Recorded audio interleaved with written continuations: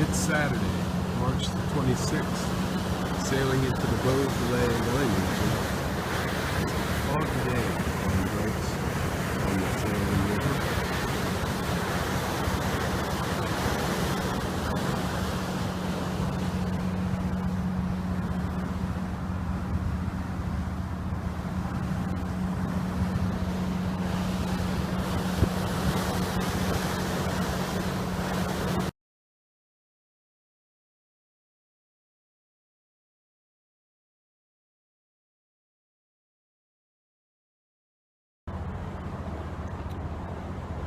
Today, it's Saturday, and we are going to be going on 2 excursions on our final day of the French River Cruise.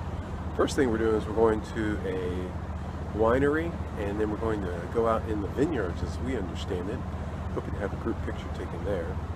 And then we'll come back for lunch, and then we're going to the Cluny Abbey, which is supposed to be very medieval and very cool. One of the program director's favorite spots. It's a little cool, but no Mistral today. Looking for a good day and waiting for the fog to break. Although it's kind of cool to look at.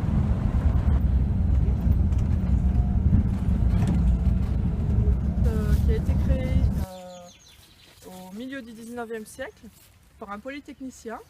So she's going to give an introduction about the history of the castle, but also about the vineyard.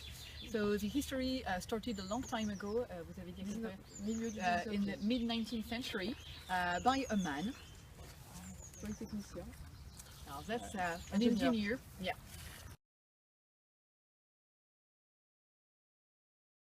Yeah, or like beef bourguignon or coq au vin, roasted wine, or food like dishes like that.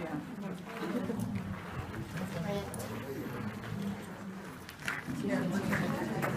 Okay.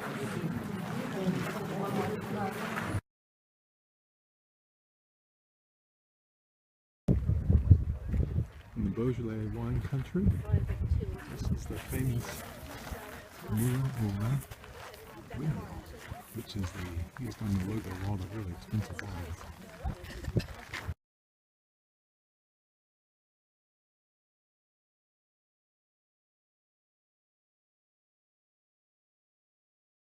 Those 2 towers actually, it's only well, it's 10% of the big church that we had in Cluny. 10%. It's very difficult to imagine 90% more. But 90% that would say that the whole block on the left would be one big church, you see, and now there are several buildings. But well, I've told you now the story from the 910.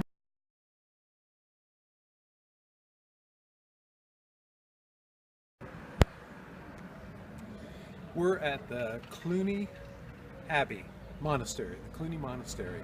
And this place is just gigantic. The monastery itself included literally the entire town, but you can see over my shoulder, these towers are all that's left. And you'll be able to see on a model of the entire monastery, the darker shade is what's still standing, which is here. This is the front of the church. So if you can imagine, if you go all the way back this way, you'll see the arch way back there in the distance.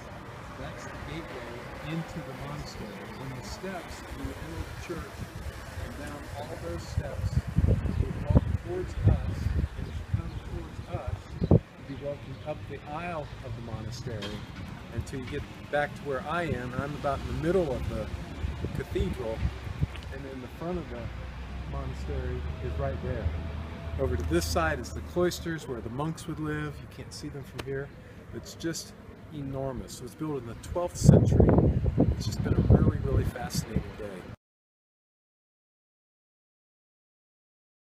They did that because they had all those relics, you know, that they had to put there, and they had to make a circulation way to go around. So the pilgrims came from the top, walking down the steps, going into the narthex, going then through the north side aisle, going around here at this transept, going another transept, and then all those chapels going around.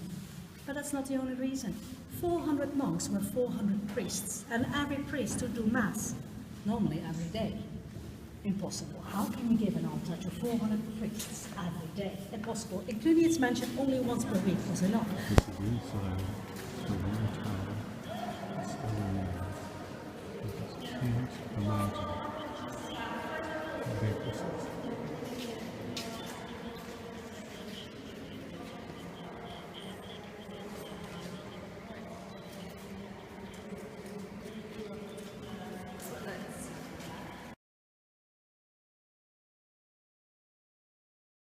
Little stitches of little pieces of leather together. It was in a very bad shape when they found it finally in the 80s, and so they have to open up all those stitches and all do it again. But it gives us a great idea about how it looked like just before the destruction. It's not completely correct. As said, Penetron Conan could not be this or could not be that, doesn't matter. It gives us an overview. Just I can't remember exactly the size of the bedroom where I slept when I was 7 years old, so I think it's quite amazing that you can remember a big part of it, you see. So we did it all in a way. We came, so where I'm standing, we came from the parking, we walked into the town, we saw the tower, fortification tower, another fortification tower standing on the wall. We came into the street, we're standing in the middle of the central nave for a while. Then we went to this big square where we have the pilgrim's house. Can you see how big the pilgrim's house is? Even longer until the tower there. Went into the building, went to see this tower, which is then the south transept. Came down to a little chapel behind, back into the transept. Now I'm happy to have a lollipop. Going into the cloisters, coming into the garden. And there we are, in the corner, in the granary. And next to the granary building, there is a square tower. The mill tower. That's a mill that is... We also saw a home where an 87-year-old woman lives by herself. The home is literally a chateau.